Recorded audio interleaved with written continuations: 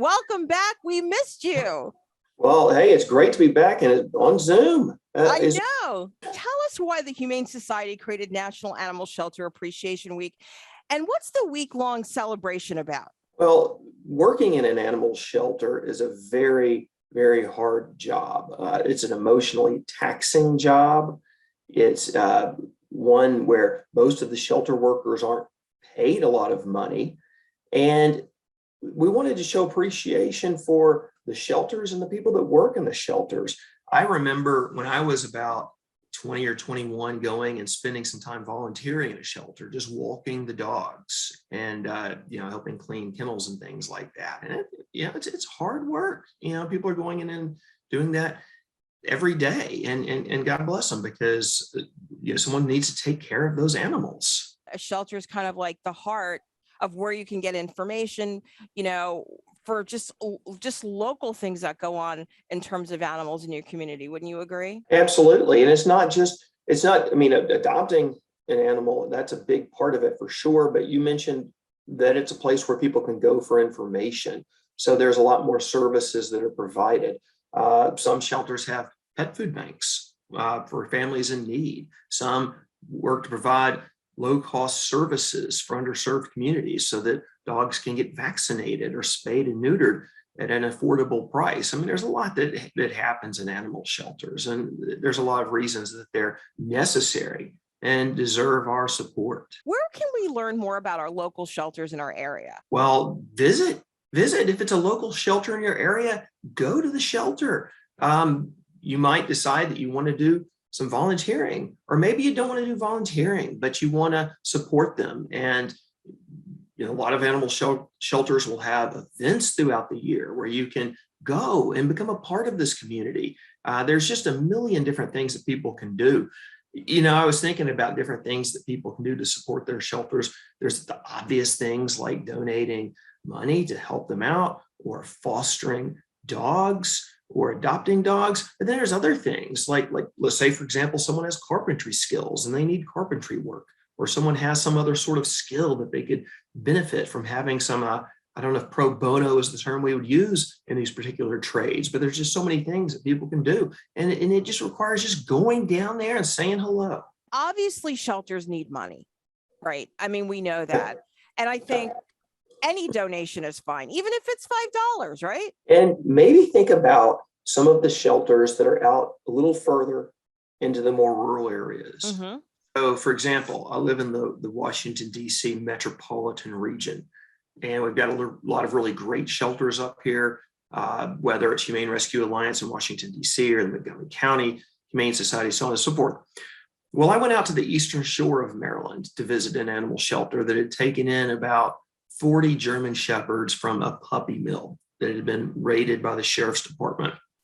In this shelter, it's in a small rural county, small tax base. So they had a very small budget, and they only had 3 staff. Wow. And it was a very old building. And, that's the kind of place that, maybe if I'm making $100 donation at Christmas or something, maybe I'd want to give to one of those kind of shelters that's really just, barely scraping by.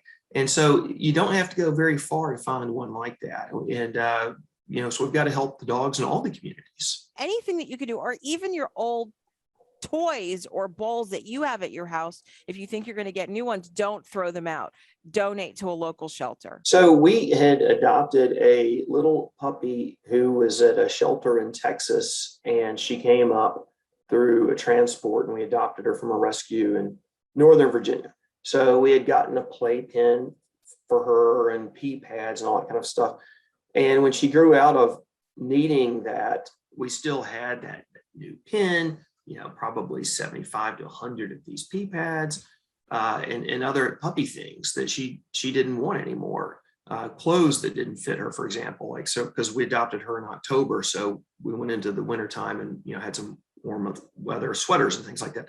So, we took all of that, cleaned it all up, got it perfect, took it down to Homeward Trails Animal Rescue and donated to them, because it was stuff that we needed at one point, but our dog grew out of. And so they were able to put it to use, I imagine. We appreciate the shelter, but obviously the shelter has to be run by individuals. So let's talk about, maybe how we can help shelter workers during this, really not necessarily during this time, although the pressure and the stress is on, but how can we help them? Well, COVID was very, very hard because with you had a lot of shelter workers who were deemed essential employees because someone needed to go in and take care of the dogs. But during COVID, with the pandemic restrictions that were necessary, a lot of the shelters didn't have the volunteer forces that could come along.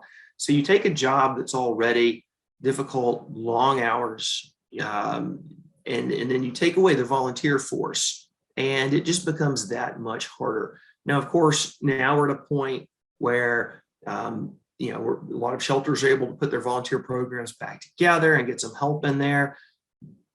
But it's been a very, very hard time. And in 2021, a lot of shelters were filled to the rim with dogs. Intake was down in 2020 because a lot of people were at home with their animals, but then it went back up to the, kind of the 2019-ish type levels in 2021, and they were full. So I think any sort of love and appreciation is appreciated, whether it's getting in there and relieving some of the burden by doing volunteer work, or just saying thank you, giving them a nice shout out on social media, following the shelter's pages and sharing their content, and helping people know about the shelter and the animals they can adopt there, because every animal that gets adopted makes it that much easier for the shelter workers. There's so many things, just a simple thank you even. Be respectful of shelter workers too. I mean, they spend a lot of time with the animals.